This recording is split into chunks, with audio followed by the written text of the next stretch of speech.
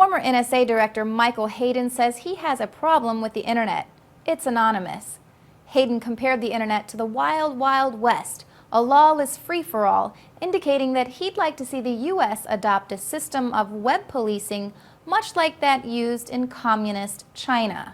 In order to crush dissent, users there are mandated to provide their real names, addresses, and identification numbers before they can use services like the heavily censored Chinese version of Twitter. The ruling Communist Party routinely censors keywords and scrubs entire conversations that contain politically sensitive information. Prominent bloggers who attract millions of followers as a result of criticizing the government are now being arrested and forced to confess their crimes against the government on live television, in what appears to be a move to intimidate online opinion leaders from speaking too freely or critically of the government. Hayden's not the only one advocating the move for a Chinese-style World Wide Web.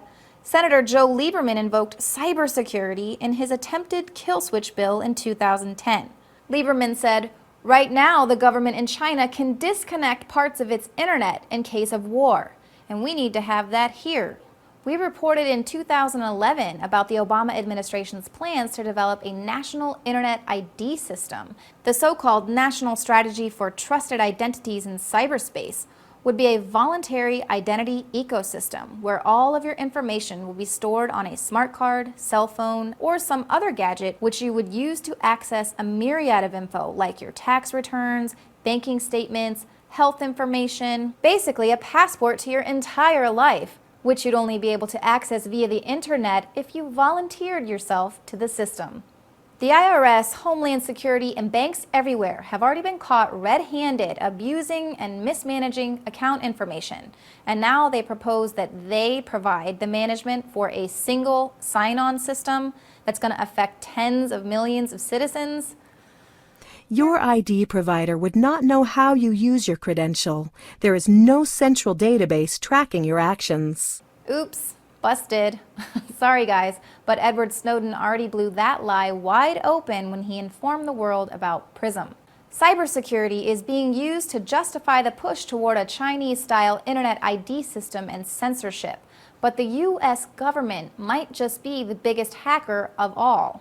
It's really important that we stop cyber attacks, and the way to do that is to make our cyber systems more secure. But the problem is the government's doing the opposite. They are funding the creation of vulnerabilities. They are offering rewards for people to find and build vulnerabilities into the system and give it to the U.S. government, so then the U.S. government can launch cyber attacks on other countries.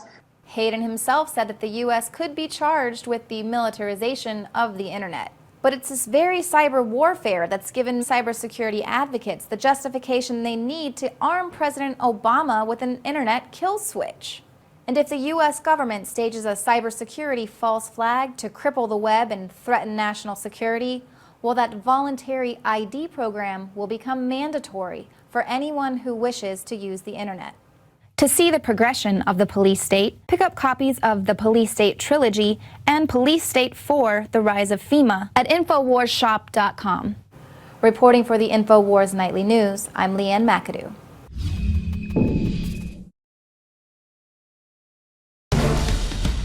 The Alex Jones channel is the official page of the InfoWar, but don't miss what's happening on our other channels. The Info Warrior, with the week's best videos. Prison Planet Live, where Paul Joseph Watson gives his expert analysis. And keep up with the rest of the InfoWars crew on our other pages. All of our videos are available to repost for educational purposes. See the sidebar of the Alex Jones channel for the subscription links. And remember, you can always find our videos in the highest quality by becoming a member of PrisonPlanet.tv.